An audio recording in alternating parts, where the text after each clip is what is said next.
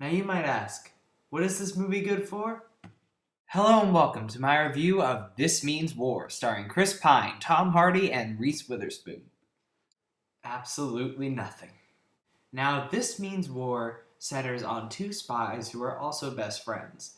FDR, played by Chris Pine, and Tuck, played by Tom Hardy, who find themselves in conflict when they both find out that they have fallen in love with the same girl who has decided to date both of them, who is played by Reese Witherspoon. So basically, the rest of the film is them using their spy tactics to try to distract one another from dating Reese Witherspoon. Now, talk about a movie with potential. You have three A-list actors. You have excellent people in this film. All three of these guys are fantastic. And what do you make? You make a really silly, really stupid film that squanders the talents of all three. But having said that, while this film certainly isn't good, I didn't hate it quite as much as some other people did after the first 30 minutes. The first 30 minutes of this movie were exhausting. Not only were none of the jokes hitting at all, but it started out so stupid and ridiculous because these two guys that are apparently expert spies are told to make have a covert mission, and the first thing they do is start shooting up the place and flying in parachutes, and it was so stupid, and it was just going along horribly. I was actually even considering walking out of this film because I was in just such pain. However, the movie managed to redeem itself slightly more as it went along. And that is because despite this awful, horrible script, these three actors tried their best, their damnedest, to make this a good movie. Chris Pine and Tom Hardy are very charming together. They have a good chemistry, best friend chemistry, and I have to say it feels like a little more than that. These two are very homoerotic throughout the whole movie. They're constantly going, "I love you, man. I love you too. Give me a hug." And that's fine. I'm not saying that best friends are automatically gay, and I understand that this is too. I'm not trying to be the immature guy who goes gay, but it's impossible to not see a little homoerotic undertone underneath these two characters. But that's beside the point. These two are very charming, and they do what they can. And Reese Witherspoon is given such a despicable character in this movie, but she does her best. That's what I have to say about all three of these actors. They do their best, and they manage to carry you through this film. And also, there are a couple scenes that are funny, I have to admit. Despite the fact that I didn't like this movie, I did laugh a few times. I did get a couple good, strong laughs out of this movie.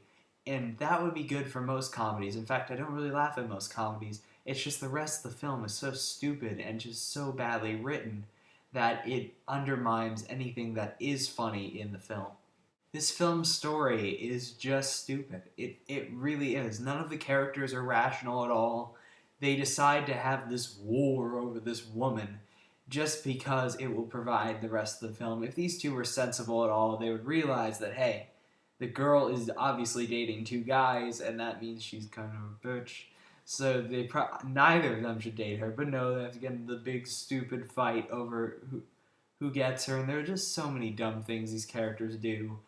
A lot of the time, it seems like the film is just overtly setting up jokes in order just to get a laugh, like in any desperate way it can. And man, I don't want to spoil the ending of this movie, but it's so contrived. It is crazy. In fact, this movie is so contrived that it goes beyond the land of logic in order to just to throw in contrivances. It's just the script is so horribly written.